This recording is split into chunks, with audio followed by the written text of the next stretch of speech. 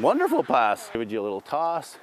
Yeah. Wonderful. For the Haudenosaunee, lacrosse goes way beyond being just a game. Instead, it is deeply rooted in their culture, history, and identity.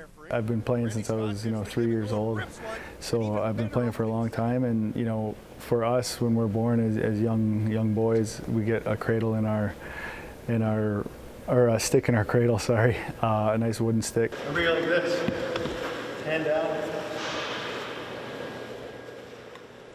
The game is known as the medicine, or creator's game, and was gifted to the Haudenosaunee by the creator to be traditionally played with a wooden stick. It has some magic. I like to call it magic, but it has an essence in it that helps the stick. That it takes the energy from your feet, from the earth, Mother Earth, passes it through your hands into the stick and into the ball, and it's the medicine ball. So that ball goes to somebody at the end of the game. Without that stick, you can't transfer that energy. Many First Nations have their own connections to lacrosse.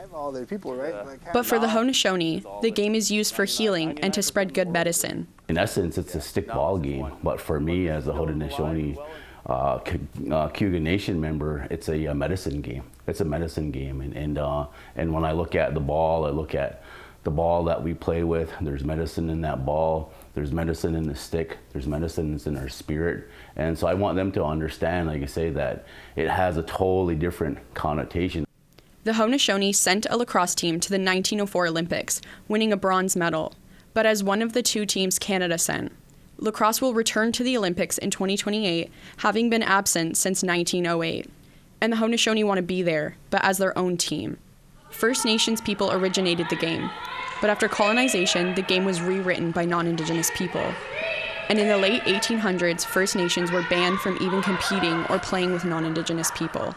Their appearance in the 1904 Olympics was an exception. It always seems to be like in a little battle or a little challenge for us to kind of regain this sense of ownership relative to the game. And because right now, the way it's played, like, we don't make the rules. We don't set the rules, even though it's our game. The Iroquois Lacrosse Arena in Six Nations is home to some of the world's most elite players, many of which hope to make it to the world stage in 2028. Like the first captain of the women's box team, Fawn Porter. We've always kind of been in the history books, hiding in between the lines, but to be at the world stage and just be recognized and have our own voice for that, that's all we want. There are some Olympic-sized hoops that need to be jumped through to get to that world stage. The International Olympic Committee does not recognize the Haudenosaunee as a sovereign nation with their own National Olympic Committee, meaning they may not be playing under their own flag at the Olympics unless they receive an exemption. I would love to see them embrace us and invite us and include us into the we'll say, these monumental mega event that everybody knows and plays on the world stage. And I think that would just instill a whole bunch of, we'll say, renewed hope, sense of pride, identity into our young people. The men and women lacrosse teams have already played internationally under the Haudenosaunee Nationals name. The men's team have competed as a sovereign nation since the 1990s, and a women's team since 2005. The Haudenosaunee Nationals travel all over the world, like this past August at the World Lacrosse Men's U20 Championships in South Korea. Bronze medals and silver medals, playing against all these other countries. I think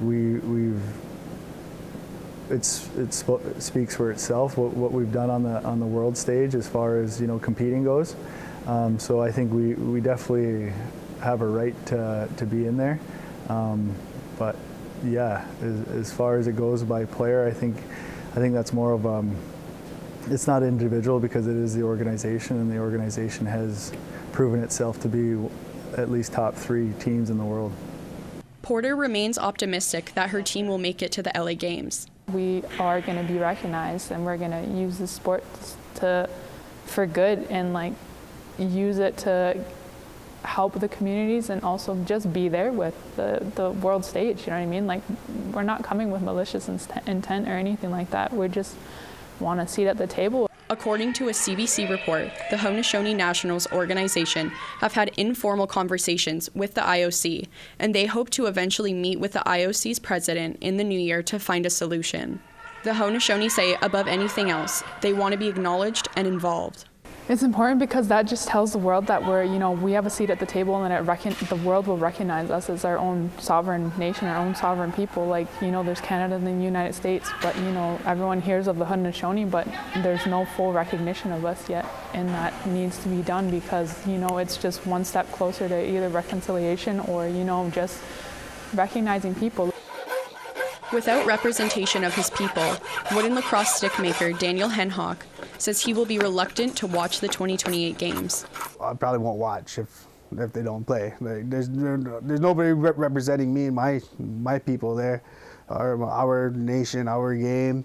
Right? There's no point in really watching after that. I would love to see our guys play, especially on our team. Regardless of the Olympic outcome, Randy Stats will continue his lifelong passion for lacrosse. That's supposed to carry on with you until you pass away, and then when you pass away, you get a wooden stick that's buried with you. So the game is always with you, and it's in our blood. APTN News reached out to the IOC for comment. It replied in an email statement that only National Olympic Committees can enter teams for competition. Without an NOC, it is up to Canada or the USA to include Haudenosaunee players on their national teams. Rose Jacobs, APTN National News, Ottawa.